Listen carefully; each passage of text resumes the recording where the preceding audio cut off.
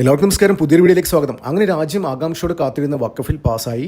ഇനി പ്രസിഡന്റ് ഒപ്പുവെക്കുന്നതോടുകൂടി ഇത് രാജ്യത്ത് നിലനിൽക്കുന്ന ഒരു നിയമമായി മാറും. ഇതോടുകൂടി മുനമ്പത്തെ ഉൾപ്പെടെയുള്ള ജനങ്ങൾ അനുഭവിക്കുന്ന ദുരിതങ്ങൾക്കും കഷ്ടപ്പാടുകൾക്കും ശാശ്വത പരിഹാരമാകും. അത് മുനമ്പത്ത് മാത്രമല്ല, രാജ്യത്തുടനീളം എല്ലാ സംസ്ഥാനത്തും ഈ വഖഫിൻ്റെ അധിനിവേശം കാരണം ജനങ്ങൾ ബുദ്ധിമുട്ട് അനുഭവിക്കുന്നുണ്ട്. അപ്പോൾ ഇവർക്കൊക്കെ ഇനി സ്വസ്ഥമായി സമാധാനമായി അവരുടെ കിടപ്പാടങ്ങളിൽ കിടന്നുറങ്ങാം. ആരും പേടിക്കേണ്ട ആവശ്യമില്ല. അപ്പോൾ ഇനിയാണ് ശരിക്കും കളി തുടങ്ങുന്നത്. ഇത്രനാൾ നിങ്ങൾ കണ്ടത് വെറും ടീസറാണ്, ഒരു സാമ്പിളാണ്. ഇനി യഥാർത്ഥ ട്രെയിലറും പിക്ചറൊക്കെ നിങ്ങൾ കാണാൻ കിടക്കുന്നതേ ഉള്ളൂ. അപ്പോൾ എന്താണെന്ന് ഞാൻ വിശദമായി പറഞ്ഞുതരാം. നിങ്ങൾ കാലാകാലങ്ങളായിട്ട് പറയുന്നില്ലേ BJP ഒരു ഫാസിസ്റ്റ് പാർട്ടിയാണ് എന്താണെന്ന്? ആ BJPയുടെ ഫാസിസം എന്താണ് നിങ്ങൾ ശരിക്കും അറിയാൻ പോകുന്നതേ ഉള്ളൂ. ഈ വഖഫിൻ്റെ ബന്ധപ്പെട്ട അനുബന്ധ കാര്യങ്ങളൊക്കെ ഇനി അറിയാൻ പോകുന്നതേ ഉള്ളൂ. അത് ഞാൻ വിശദമായി പറഞ്ഞുതരാം. നിങ്ങൾക്കൊരു കാര്യം അറിയാം, ഇന്ത്യയിലെ ഇന്ത്യൻ ആർമിയല്ല, ഡിഫൻസും ഇന്ത്യൻ റെയിൽവേയും കഴിഞ്ഞ് കഴിഞ്ഞാൽ ഏറ്റവും കൂടുതൽ ഭൂമി ഓൺ ചെയ്യുന്ന ആരാണെന്നറിയോ? ഈ വഖഫ് ബോർഡാണ്. ഈ വഖഫ് ബോർഡാണ് ഇവർ കഴിഞ്ഞാൽ ഏറ്റവും കൂടുതൽ ഭൂമി ഓൺ ചെയ്യുന്നത്. നിങ്ങൾ ഒരു കാര്യം അറിയാം, ഇന്ത്യയിൽ ഏകദേശം 145 കോടി ജനങ്ങളാണ് ഉള്ളത്. അത് നോക്കുകയാണെങ്കിൽ പുതിയ സെൻസസ് പ്രകാരമല്ല, പഴയ നോക്കുകയാണെങ്കിൽ ഏകദേശം 20 കോടി മുസ്ലിംസ് വരും. അപ്പോൾ ഈ 20 കോടി മുസ്ലിംസ് ഓൺ ചെയ്യുന്ന പ്രോപ്പർട്ടി കൂടാതെയാണ് ഈ വഖഫിൻ്റെ കയ്യിൽ ഇത്രയും ഭൂമി. എന്ന് ആലോചിച്ച് നോക്കിയേ, ഇന്ത്യൻ ആർമിയും ഇന്ത്യൻ റെയിൽവേയും കഴിഞ്ഞ് കഴിഞ്ഞാലാണ് ഇവർക്ക് ഇത്രയും ഭൂമി ഹോൾഡ് ചെയ്യുന്നത്. അപ്പോൾ ഈ ഭൂമിയൊക്കെ ഇവർക്ക് എങ്ങനെ കിട്ടി? അപ്പോൾ ഒരുപാട് ഈ വഖഫിൻ്റെ അതായത് 95-ലും 2013-ലും അമെൻഡ് ചെയ്തിരുന്നു, കോൺഗ്രസ് സർക്കാർ അമെൻഡ് ചെയ്തിരുന്നു. അതിൽ ഒരുപാട് ഇന്ത്യ ഒരു ഇസ്ലാമിക രാജ്യമാക്കാൻ വേണ്ടി, ഇന്ത്യ ഒരു ഇസ്ലാമിക റിപ്പബ്ലിക് ആക്കാൻ വേണ്ടി നേരത്തെ കോൺഗ്രസ് പ്ലാൻ ചെയ്തിരുന്നു. അപ്പോൾ അതിന് വേണ്ടിയിട്ട് അവർ ഒരുപാട് കാര്യങ്ങൾ, അതായത് സാധാരണ ജനങ്ങളുടെ ഇതൊക്കെ ധ്വംസിക്കുന്ന പല കാര്യങ്ങളും മുസ്ലിങ്ങൾക്ക് വേണ്ടിയിട്ട് അതിൽ എഴുതി ചേർത്തു. അത് ഒന്ന് രണ്ട് കാര്യങ്ങൾ ഞാൻ പറഞ്ഞുതരാം.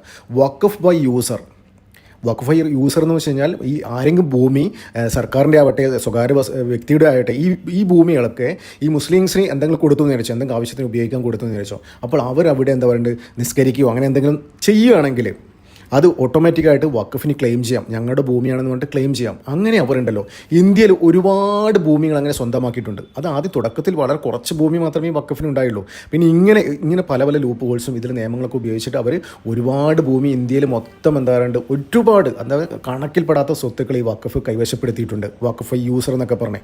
ഇപ്പം ഒരു ചെറിയ എക്സാമ്പിൾ ഞാൻ പറഞ്ഞുതരാം. നിങ്ങളൊരു കെട്ടിടം, ഒരു വാടക മുറി ഒരു മുസ്ലിമിന് കൊടുത്തു എന്ന് വിചാരിച്ചോ.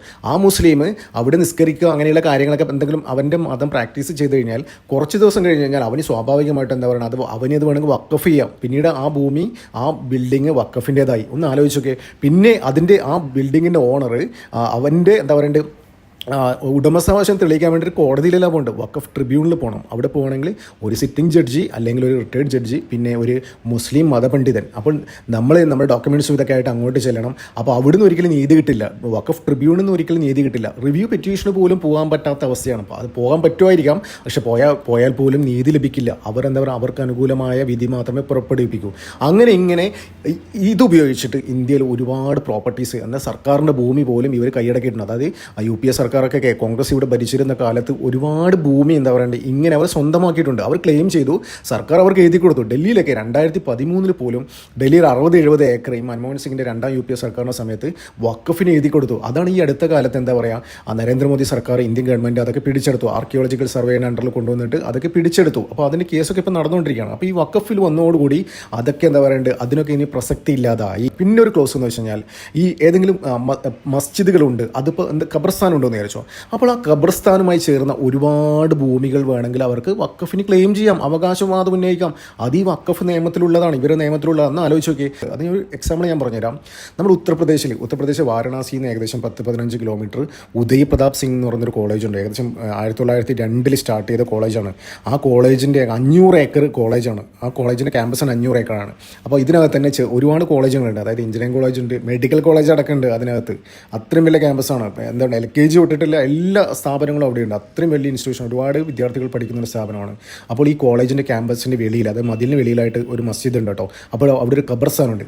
അപ്പോൾ ആ ഖബർസ്ഥാനിൻ്റെ പേരിൽ ഈ 500 ഏക്കർ ഭൂമിയിൽ, ഈ ഉദയ് പ്രതാപ് സിംഗ് കോളേജിൻ്റെ 500 ഏക്കർ ഭൂമിയിൽ ഈ വഖഫ് ക്ലെയിം ചെയ്തു.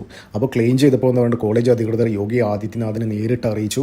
അതിനുശേഷമാണ് യോഗി പറഞ്ഞു, ഈ ഉത്തർപ്രദേശിലെ മൊത്തം എല്ലാ ജില്ലാ തഹസിൽദാർമാർക്കും ഒരു നിർദ്ദേശം നൽകി.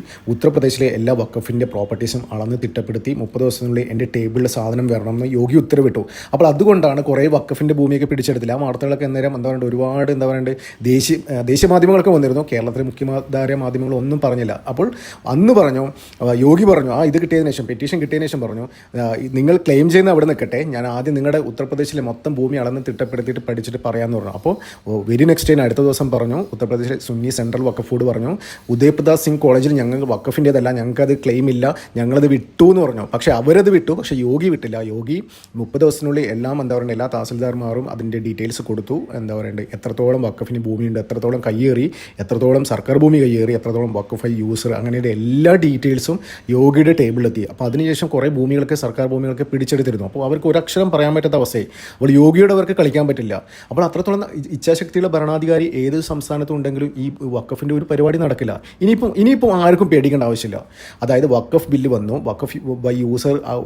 വഖഫ് യൂസർ മുഖേന ആരെങ്കിലും വഖഫാണെന്ന് പറഞ്ഞു വന്നു കഴിഞ്ഞാൽ ഓടിച്ചു വിടും അവനെ. ഒരു പരിപാടി നടക്കില്ല. അതുപോലെ ഈ ബില്ലിന് മുൻകാല പ്രാബല്യമുണ്ട്. അപ്പോൾ ഞാൻ നേരത്തെ പറഞ്ഞ മാതിരി ഇന്ത്യൻ ആർമിയും ഇന്ത്യൻ റെയിൽവേയും കഴിഞ്ഞാൽ ഏറ്റവും കൂടുതൽ ഭൂമി ഈ വഖഫിൻ്റെ പേരിലാണെന്ന് പറഞ്ഞില്ലേ. അപ്പോൾ അതിൻ്റെ എത്രയോ പെർസെൻറ്റേജ്, അപ്പോൾ ഇപ്പം വഖഫിൻ്റെ കയ്യിലുള്ള ഭൂമിയുടെ ഒരു 70-80% ഭൂമിയും വഖഫ് യൂസർ, പിന്നെ ഈ ഖബർസ്ഥാൻ അങ്ങനെയുള്ള കാര്യങ്ങളൊക്കെ ഉപയോഗിച്ചിട്ട് നേടിയെടുത്താണ്. ഇനി അത് ഒരു പ്രശ്നം കൂടാതെ സർക്കാർ ഭൂമിയാണെങ്കിലും ഒരു സ്വകാര്യ വ്യക്തിയുടെ ആണെങ്കിലും അവർക്ക് കോടതിയിൽ പോയി തിരിച്ചെടുക്കാൻ പറ്റും.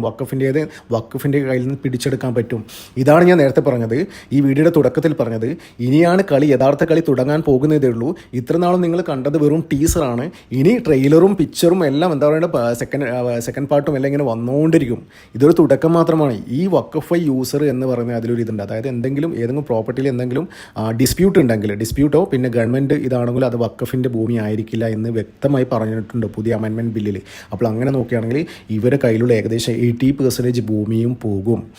ഉത്തർപ്രദേശിലൊക്കെ നേരത്തെ യോഗി ഇതൊക്കെ മുൻകൂട്ടി കണ്ടിട്ടാണ്. യോഗി ഒരു വീക്ഷണമുള്ള ഒരു നേതാവാണ് കേട്ടോ. ഇതൊക്കെ മുൻകൂട്ടി കണ്ടിട്ടാണ് യോഗി എല്ലാവരുടെ എല്ലാ ജില്ലാ തഹസിൽദാരുടെ അടുത്തും വഖഫിൻ്റെ പ്രോപ്പർട്ടീസൊക്കെ അളന്ന് തിട്ടപ്പെടുത്തി ഡീറ്റെയിൽസ് കൊണ്ടുവരാൻ വേണ്ടിയിട്ട്. അപ്പോൾ ഇപ്പം യോഗിക്ക് പണി കുറഞ്ഞു.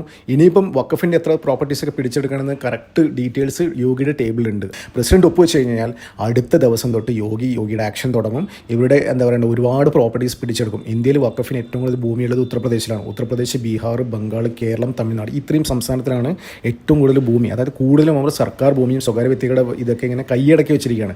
അതൊക്കെ ഇനി പുഷ്പം പോലെ ഇനി സർക്കാരിന് കൊണ്ടുപോകാം. പിന്നെ സ്വകാര്യ വ്യക്തികളുടെ ആണെങ്കിൽ അവർക്ക് വേണമെങ്കിൽ കേസിന് പോയിട്ട് കോടതിയിൽ പോകാം. നേരത്തെ വഖഫ് ട്രിബ്യൂണലാണ് പോയിക്കൊണ്ടിരുന്നത്. ഇനി അത് കോടതിയിൽ പോകാം, അവർക്ക് പിടിച്ചെടുക്കാം, ഒരു കുഴപ്പമില്ല. നേരെ മറിച്ച് സർക്കാരിൻ്റെ ഭൂമി അവർക്ക് ആരും നോക്കേണ്ട ആവശ്യമില്ല, അവർക്ക് പിടിച്ചെടുക്കാം. അപ്പോൾ വഖഫിൻ്റെ കാറ്റ് പോയി എന്ന് തന്നെ പറയാം.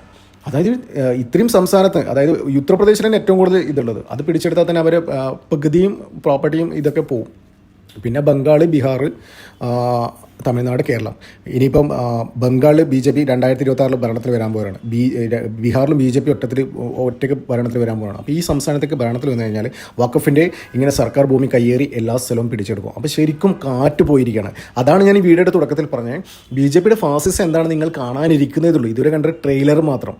അപ്പോൾ ഇനിയാണ് ശരിയായ കളി തുടങ്ങുന്നത്. ഇനി ഇവരെന്ത് പറഞ്ഞു കഴിഞ്ഞാലും അപ്പോൾ ഈ കേരളത്തിൽ ഉൾപ്പെടെ ഒരുപാട് സർക്കാർ പ്രോപ്പർട്ടീസ് ഇവരുടെ കയ്യിലുണ്ട്. വിചാരിച്ചു കഴിഞ്ഞാൽ ഇതിൽ പുഷ്പം പോലെ തിരിച്ചു പിടിക്കാം.